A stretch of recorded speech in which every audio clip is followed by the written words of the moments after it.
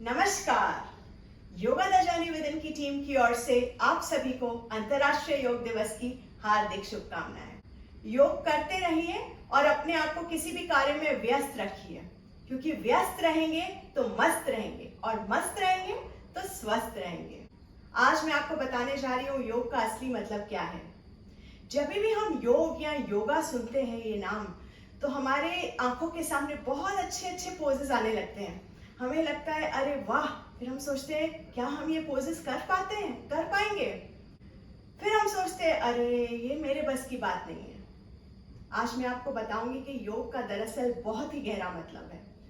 योगा ये शब्द डिराइव किया गया है एक संस्कृत वर्ड युज से, जिसका मतलब है यूनियन, जोड़ना। पर हमें किसे किसको जोड़ना है? माइंड, बॉडी और सोल, तन, मन और आत्मा। कहीं ना कहीं हमारी माइंड और हमारा बॉडी आपस में ऑलरेडी कनेक्टेड है। कैसे? जब भी आपको किसी प्रकार की एंजाइटी है, स्ट्रेस है, या आपको एग्जाम देने जाना है, या किसी भी प्रकार का रिजल्ट आप अवेट कर रहे हैं, तो क्या होता है, आपकी धक धक धक धक हार्ट बीट बढ़ने लग जाती है और पेट में भी गुड़ गुड़ गुड़ गुड़ मरोड़ पड़ने लग जाती है। यहाँ सोच रहे हैं, यहाँ टेंशन, यहाँ, लेकिन असर हमारे शरीर पे हो रहा है। ऐसे ही जब भी शरीर में कहीं भी दर्द है हमें बॉडी में, चाहे वो पैर में हो, पीठ में हो, हमारा जो माइंड है वो वहीं लगा रहता है कि हमें दर्द है, दर्द है। तो ये माइंड और बॉडी तो ऑलरेडी कहीं ना कहीं कनेक्टेड है, फिर हमें जोड़ना किसे है? कई योग की डेफिनेशंस ये कहती हैं योगा मतलब अपने आप को पहचानना। फिर आप सोचेंगे ये क्या बात हुई, मैं तो अपने आप को ऑलरेडी पहचानता हूं, मैं कौन हूं, क्या हूं, इससे ज्यादा और मुझे क्या जानना है? तो बचपन में आपने अपने नाना नानी या दादा दादी से कहानी जरूर सुनी होगी किसी न किसी प्रकार से खजाने को लेके। एक राज्य का राजा था जिसे पता चलता है दूर कहीं देश में खजाना है, लेकिन उसे 7 समुंदर पार जाना था वो पाने के लिए खजाने को। पहले वो बहुत सोचता है राजा, जाना नहीं जाना, कैसे जाना। फिर अपनी विल पावर को गैदर करता है, अपने सैनिकों को गैदर करता है और वो सोचता है मैं ले ही आऊंगा वो कैसे भी करके, और वो निकल पड़ता है अपनी सेना को लेके वो खजाने को ढूंढने, खोजने। और वो उसे जितनी भी कठिनाइयां आती, काफी कठिनाइयां, दिक्कतों का सामना करना पड़ता है, पर वो हताश और निराश हुए बिना वो खजाना ले ही आता है। योग इसी खजाने को ढूंढने का मतलब है। फर्क सिर्फ इतना है कि राजा 7 समुद्र पार गया था, बाहर ढूंढ रहा था इस खजाने को। हमें इस खजाने को जो ऑलरेडी हमारे अंदर मौजूद है उसे हमें खोजना है। प्राणायाम, योग मुद्राएं, मेडिटेशन, ये सब जरिया हैं जो हमें ये हमारा रोड मैप है हमारा, जो हमें अपने आप को पहचानने में मदद करेगा।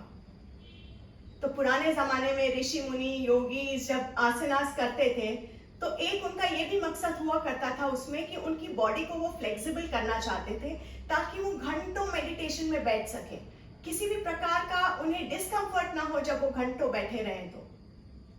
और जहां तक प्राणायाम का सवाल है, प्राणायाम का, ब्रेथ का, जो हमारी सांसों का डायरेक्ट लिंक है हमारी माइंड और बॉडी से। ब्रेथ जो है जोड़ती है हमारे माइंड और बॉडी को, कनेक्ट करती है ये। तो अगर आपने अपनी ब्रेथ पे काबू कर लिया, उसे आपने कंट्रोल करने की कोशिश करी, तो क्या होगा, आपका माइंड ऑलरेडी काम और रिलैक्स हो जाएगा। तो जब आपका माइंड और आपका माइंड काम और रिलैक्स्ड है, तो आप कोई भी सिचुएशन में, परिस्थिति में घबराएंगे नहीं, आप काम रहेंगे।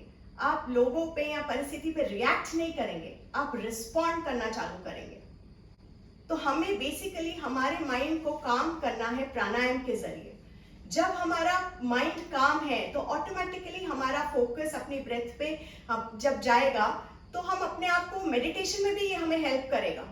तो ये हमारा पहला स्टेप है मेडिटेशन के लिए कि हम अपनी ब्रेथ पे फोकस करना हम चालू करें धीरे धीरे, ताकि हमारा माइंड काम और रिलैक्स हो जाए।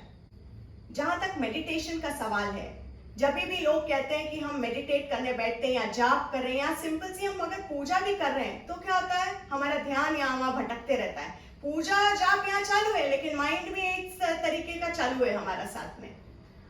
तो इसमें पहले हमें शुरुआत करनी है प्राणायाम से, ताकि वो हमें फोकस करे मेडिटेशन करने के लिए।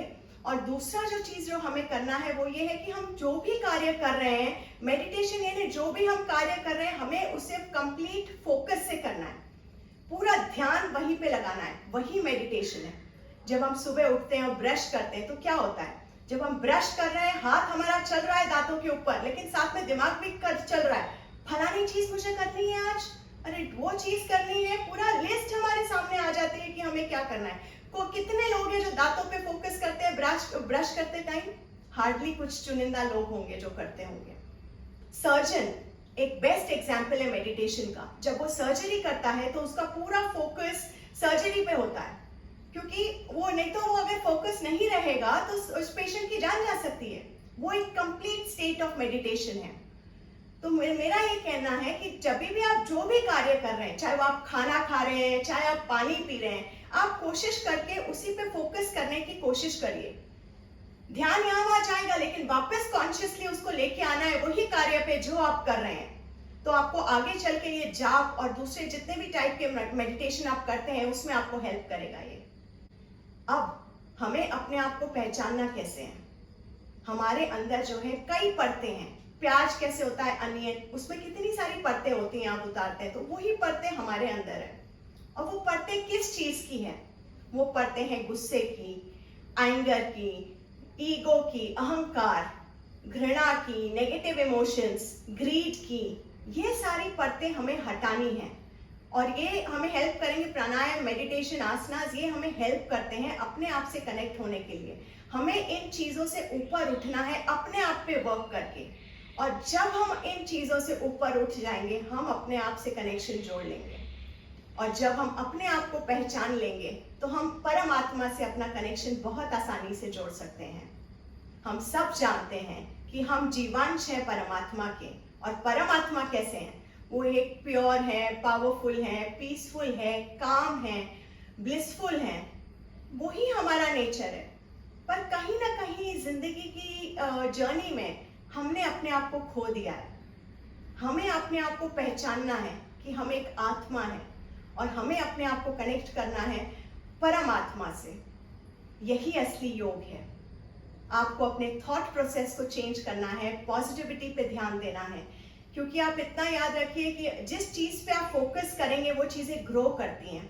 तो अगर आप पॉजिटिव चीजों पे ग्रो करेंगे तो पॉजिटिविटी बढ़ेगी। अगर आप नेगेटिव चीजों पे फोकस करेंगे या नेगेटिव बातें करते रहेंगे तो वो नेगेटिविटी आपके जीवन में बढ़ेगी।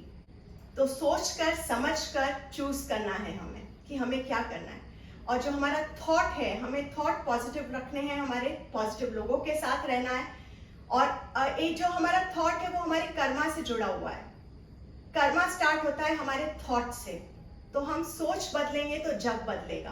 और हम कहते हैं, जहां तक कर्मा का सवाल है, हम कहते हैं कि हम खाली हाथ आए हैं और खाली हाथ जाएंगे। बिल्कुल सही बात है, लेकिन हम अपने कर्मा और अपने संस्कार भी साथ ले जाएंगे। याद रखिए, जो हमारे कर्म हैं वो बिल्कुल LIC की पॉलिसी की तरह है, जिंदगी के साथ भी, जिंदगी के बाद भी। तो अपनी सोच को बदलिए, अपने कर्म को चेंज करिए। कर्म चेंज होगा तो आपकी डेस्टिनी खुद ब खुद चेंज हो जाएगी। अंत में मैं ये कहना चाहूंगी कि अगर भावना अच्छी है तो मन ही मंदिर है, आहार अच्छा है तो तन ही मंदिर है, विचार अच्छे हैं तो मस्तिष्क ही मंदिर है, और अगर ये तीनों अच्छे हैं तो हमारा जीवन ही मंदिर है। आइए आप और हम मिलके इस जीवन को मंदिर बनाएं। योग करें, प्राणायाम करें, मेडिटेशन करें, अपने आप को पहचानें और अपना कनेक्शन परमात्मा से, जो कि पावर हाउस ऑफ एनर्जी है, उससे जोड़ें। आज के लिए बस इतना ही। हम जल्द मिलेंगे। मुझसे जुड़े रहने के लिए मेरे चैनल को सब्सक्राइब करना मत भूलिएगा। तब तक के लिए नमस्कार।